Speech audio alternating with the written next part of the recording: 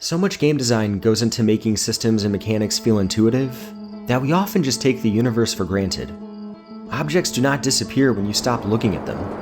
Ground is solid and the force of gravity is perpendicular to it. Tornadoes are bad and you should stay away from them. But in the outer wilds, these intuitions are incomplete. They're heuristics that approximate how stuff works, but they're incomplete descriptions of all phenomena, in this solar system and in ours. And I want to talk about that distinction, because I figure it was the first step toward crafting the best game that I played last year.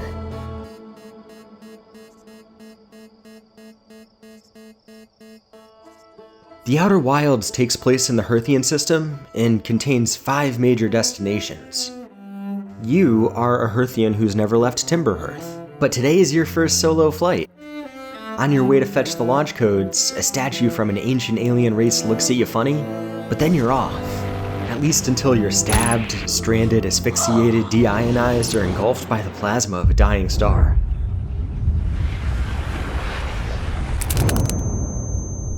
Then you start the whole thing all over again, courtesy of that weird statue left by the aliens of old.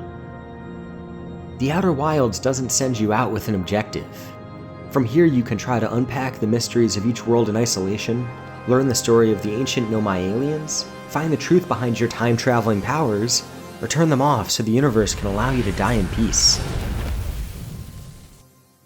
But no matter what you do, you're gonna learn about how a lot of this stuff works, even if you never figure out why.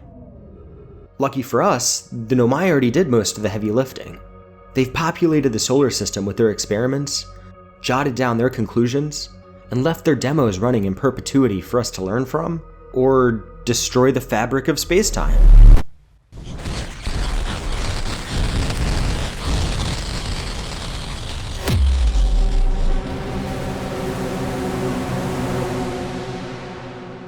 Black holes are weird. They possess such incredible mass and density that they warp space and time around them.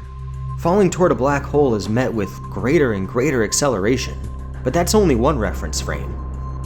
From the outside, a person falling in slows down and comes to a stop at the event horizon. And that's not a paradox. It's a consequence of gravity bending space and time so profoundly that their behavior in these 2 reference frames approaches 2 different extremes. But in the Outer Wilds, black holes are like a one-way door.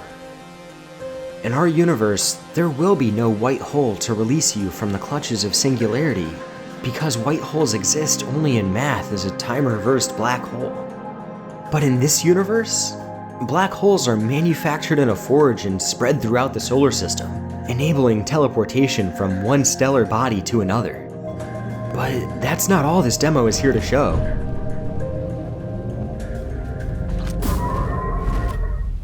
Paulie, play that back. By applying power to the black hole pair, it's possible for something to be emitted from the white hole before it enters the black hole. Shit! That's not stupid, actually. If white holes are time-reversed black holes, then entrance and exit should happen simultaneously. Without getting into Penrose diagrams and physics that I don't understand very well, and check out these videos if you're interested in that, time behaves differently beyond the event horizon when singularity becomes inevitable. And if that inevitability could be asserted sooner, with a larger event horizon, then you could also be emitted from the white hole even sooner. Now, that would mean a larger black hole, which means way more mass, or more energy. And that's how you wind up justifying your 22-minute time loop. But I've gone on this tangent long enough. In the Outer Wilds, black holes do not abide by the laws of physics, but they don't disregard them either. These objects visibly warp the space around them. Their gravity grows stronger as you approach, and their effect on time is a central plot element. In our universe, these things occur at inconceivable scales. But in our imagination, we can hold them in our hands and play with them like toys. If the bizarre physical phenomena that inspired these mechanics were adapted too literally, their scale would obfuscate their behavior and limit your interactivity with them. Real physics doesn't necessarily make for fun mechanics, but it serves as a fantastic inspiration for them, and this is hardly the short of it.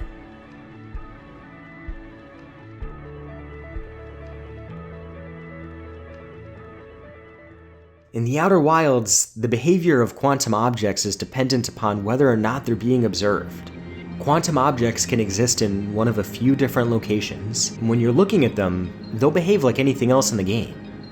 But when you take your eyes off of one, it'll have moved by the time you look back to where it was. This has a basis in real physics too. The state of a quantum object is not described by classical mechanics, but by the wave function. Objects whose states are described by the wave function don't behave like the objects that we're used to interacting with every day. Quantum objects interact with each other more like fluids than billiards, and they can interact and interfere with themselves.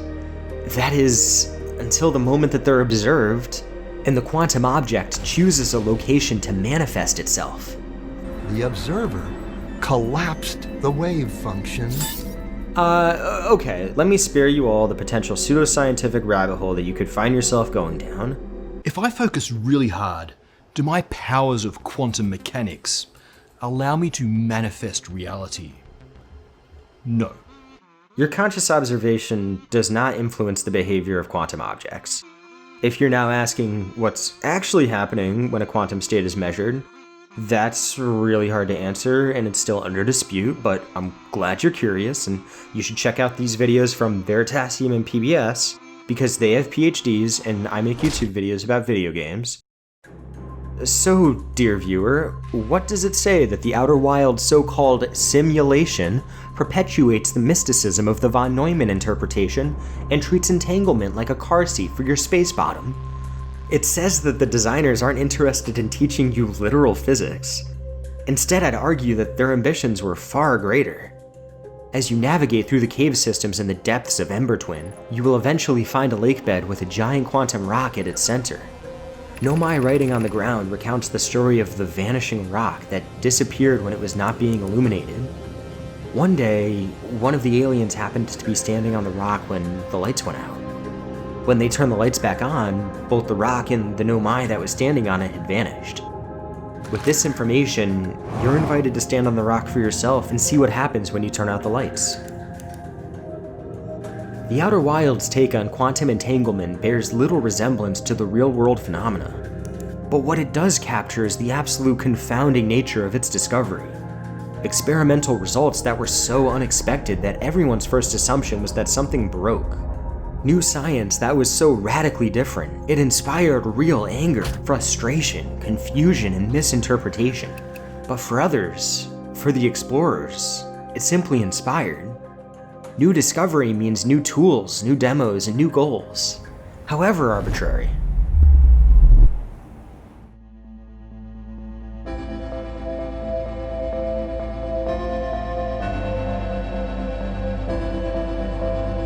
I think most of us are obsessed with knowing what happens next. We're wired to anticipate outcomes before they happen, to make plans long in advance of action. We collaborate, we scheme, we preempt undesirable things. Our own inner voice is a tool in that. It's mental experimentation enabling intelligent decision-making. And the first time this happens, or before the first time that this happens, my inner voice tells me what comes next.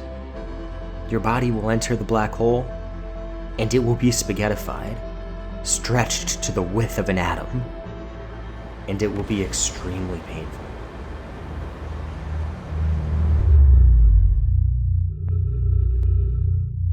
This is the best way to be wrong, because it changed what I thought was possible. Teleportation, time travel, diverging consciousness. Hell, I think that there's perpetual motion in there somewhere. This is what the Outer Wilds is after. The inventiveness that comes from the unexpected. The rush of learning something surprising, and the intrinsic value of it. The rules in the Herthian system are consistent and non-illusory to the degree that the force of gravity is applied and calculated upon each orbiting body in each frame. A lot of these rules are distinctly not our own, yet at some point the smartest scientific minds dared to consider them possible. Just as Karl Schwarzschild found a solution to Einstein's equations describing the black hole, Kip Thorne used them as a framework to describe the conditions required for a white hole. Eugene Wigner proposed a thought experiment that showed conscious observation of a quantum state must precipitate the collapse of the wave function. Now, Thorne's traversable wormholes require pretty extreme circumstances and a curved universe that might not even be our own. And Wigner used his own thought experiment to speak out against the role of consciousness in quantum mechanics. These scientists had the acuity to uncover strange outcomes from theory, but they also had the courage to change their mind.